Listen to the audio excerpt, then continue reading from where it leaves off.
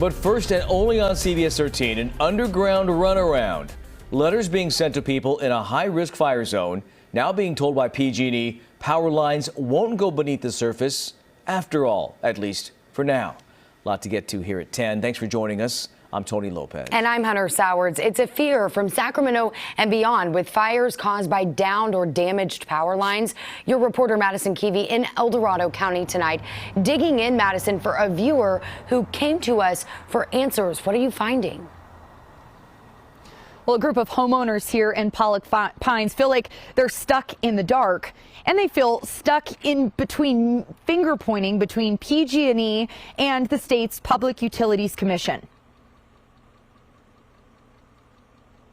We need PG&E to figure out what they're going to do. Bury the lines, chop the trees down, make everything fire safe for the community. Among the trees, there are power lines.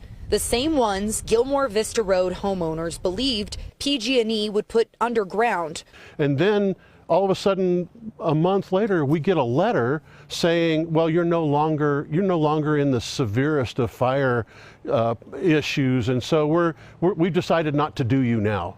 The project has now been paused for reconsideration. It's Julie Bethel who sounded the alarm about PG&E's letter, the one that says her neighborhood in Pollock Pines doesn't meet the new wildfire risk reduction requirements put out by the state's Utilities Commission. What questions as a homeowner do you have right now for the two companies in this letter? I want a date. I want a timeline. I want to know what's happening, when it's happening. We took these concerns to PG&E.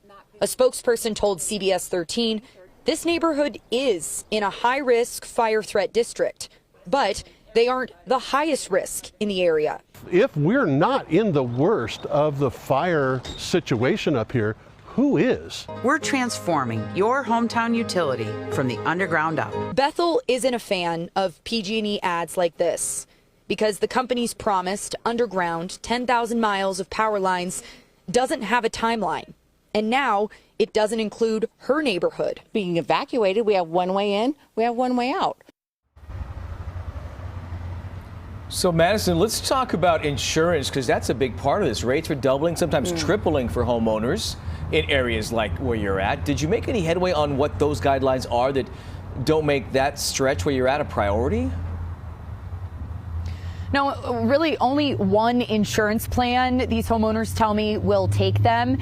And they want concrete in writing proof from PG&E or the State Utilities Commission about what makes their area lesser high risk than other areas. And then they plan to maybe take that to their insurance companies to kind of understand here why they're paying these rates of this high risk area, but they're not being treated in that way with these underground lines. Of course, by the way, they're still paying for this process in their monthly electric bills. So there's still a lot of unanswered questions that we're going to work on alongside of them.